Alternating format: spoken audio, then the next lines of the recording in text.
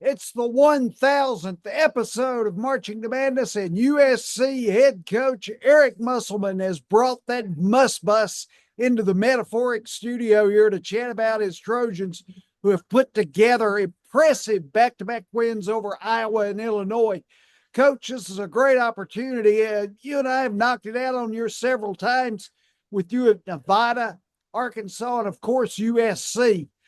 This looks like one of the top offensive teams in the country now, as it feels like it's maybe just hitting its stride. Well, Ken, we played pretty good basketball even in some of our losses. I thought we played, against Michigan, we played 30 good minutes of basketball, came up short in a home game, came up short against Oregon at home. But we did play well on the road. We lost a close game, or at least a game that we were within striking distance at Indiana, and then the big win at Illinois. And then, as you mentioned, Ken, we played very well against Iowa from an offensive standpoint, scored 99 points against a really well-coached Hawkeye team, and a big challenge with the home game against Wisconsin, who's ranked, and then back out on the road to play at a really difficult place to win on the road in Nebraska against Coach Hoiberg's team. So Big Ten, super challenging, just as the SEC was. Every night it's difficult. But this team has played better. This team has improved. This team's chemistry has been really good. Work ethic, really good. It's fun to go to practice with this team.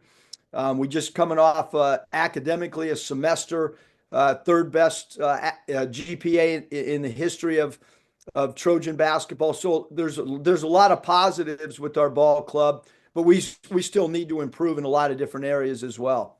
Desmond Claude has really been an eye-popping player. He's your leading scorer. He had 31 against Illinois last week. He's picked up his game over his last five and averaging 20.6 points per game and 5 assists in those last 5 games. Yeah, Desmond's he's a combo guard. We're playing him strictly at the point guard. He's done a great job transitioning as a one. In our system, we rely on him to get to the cup, off dribble drives, off isolations, off pick and roll play. He's a guy that can really, really finish around the rim. He's got great length, great size, good defensive rebounder for his position. And I think from a confidence standpoint, he's playing as confident as he has all year with us. And we need Desmond to have good games. There's nights that we need him to score. There's nights we need him to draw a high volume of FTAs. And then there's other nights that he becomes a ball distributor when teams have trapped him in pick and rolls. He's done a great job of getting the ball to other players as well. And, he's one of the most dynamic players in the country. Desmond came over from Xavier, where he was a member of the Big East All-Freshman team 2 years ago. At 6'6", he exudes so much versatility that allows him to play on the point at 6'6". Yeah, Ken, we've tried to have point guards with length, whether it was at Nevada with Lindsey Drew, whether it was at Nevada with Cody Martin, at Arkansas it was Jimmy Witt, it was Anthony Black.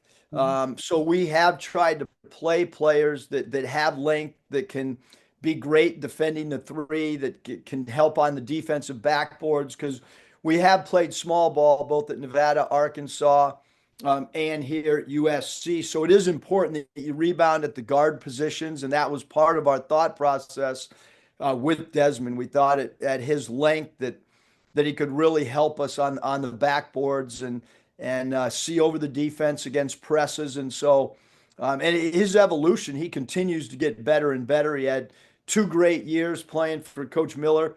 And then he comes here, and I think he's continued to get better and improve. And like I said, his confidence right now, and he's a great kid. Like, he's really, his energy to be around him is fun. Sure. And his work ethic is great as well.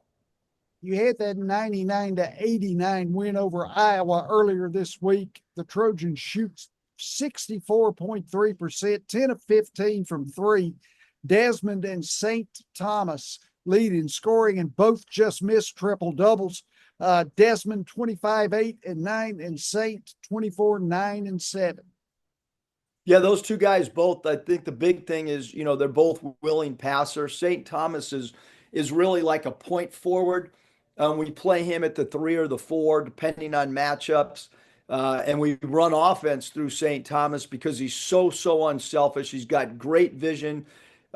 He's one of our best passers for sure. And he did a great job against Iowa on the backboards, rebounding the basketball. He's come up with some big offensive rebounds at times for us in the clutch, and defensively we're asking St. Thomas to do a lot for us because he guards threes, he guards fours, and then our pick and roll with him. And from a defensive standpoint, we always switch with St. Thomas, and he's able to do a really good job of keeping guards in front of him. And when you're able to do that at the 3-4 spot, I think it makes your defense a little bit more solid. Saint has so much versatility, like you're talking about. It allows him to be a threat. It feels like it maybe any of the 5 positions. Yeah, he plays all 5 positions, really, Ken, because even if he's at a small forward spot and we're playing him as a point forward, we look at it like it's a point guard during that stretch that he's in the game. And then he's defensively, when we do go small, he's had to guard 5s, and obviously in the Big Ten, super physical, a lot of physical 7-foot big men, and so you're asking a guy like St. Thomas to do a lot, but he is capable of creating mismatches at the other end as well, and we've been really excited with his progress as well. He's a guy that can just do so many things on both offensively and defensively. USC has won 6 of its last 8 to currently post an 11-6 mark. So what have been the keys in seeing the Trojans take this solid step over quality competition? Yeah, Ken, I mean, we went through a stretch where, Terrence Williams got hurt, and Matt Nolan has been out as well. And so we thought it was really going to affect us. But our guys, we've had guys step up. Kevin Patton's provided some really good minutes at times. And when Terrence Williams got injured, he was our only player that had Big Ten experience other than Harry Hornery, who's also on our club. But Wesley Yates has been a big key over our last 8 to 9 games. He's started with our win at Washington, where Wesley got his first start of the year. He gives us another ball handler offensively. He gives us toughness. He gives us physicality at the off guard spot. He's kind of a combo guard for people in their 50s and 60s that remember Vinnie Johnson, the microwave, who played for Chuck Daly and the Detroit Pistons. That's kind of my player comp with Wesley, because Yates is a combo guard. He can play some 1, he can play some 2. We look to run him off screens. We put him in isolations because of his ability to get to the basket. And he's really improved, gained confidence, whatever word you want, from the 3-point line as well. And he's an excellent transition scorer. Yeah, excellent versatility. Versatility is a definition of your basketball team, in my opinion.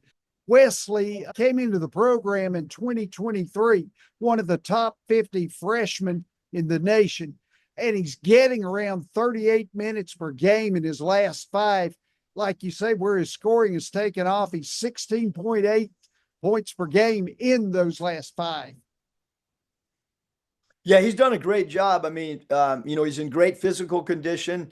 He really worked hard in the off season to get in the best physical condition. And right now, with the amount of minutes that he's playing, he's done a really good job staying out of foul trouble. He's done a really good job of, when you play 35 plus minutes, you've kind of got to monitor, where does your energy go to at what points during the game. And we have been playing guys high minutes right now, and they've done a really good job of either taking a 1-minute blow at some point and then getting themselves back in. It's up to us with a guy like Wes or Desmond, guys that are playing a lot of minutes, to try to utilize TV timeouts as well.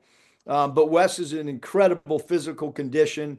And again, he does so much for our ball club here at USC on both sides, whether it's defensively. He's one of our guys that has a knack to try to get steals.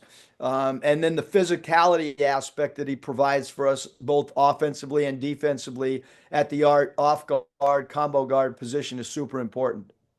Discuss creating the transitional offense and how you have added to the approach as we're now actually 17 games into the season, halfway there. Yeah, we're halfway there, but we feel like with so many new faces, only one returning player, that it was going to be important for us to have the mindset of daily improvement, to have the mindset of, hey, whatever we are in November, that's not what we are going to be in January. And I think you've seen a team progress, a team that's now figuring out their roles. And in this Big Ten, I mean, every night is a game that if you don't play your A game, you probably do not have a chance to win.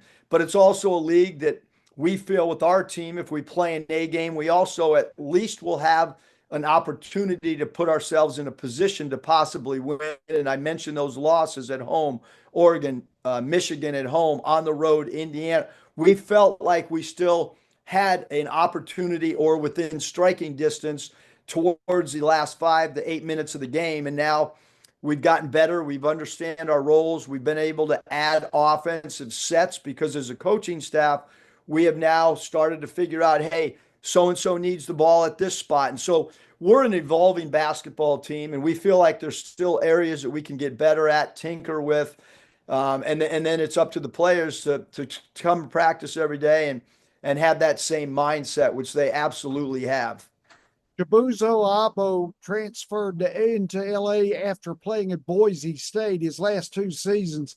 He is a player, it looks like, who can develop his rhythm and find his shot consistently inside of any game.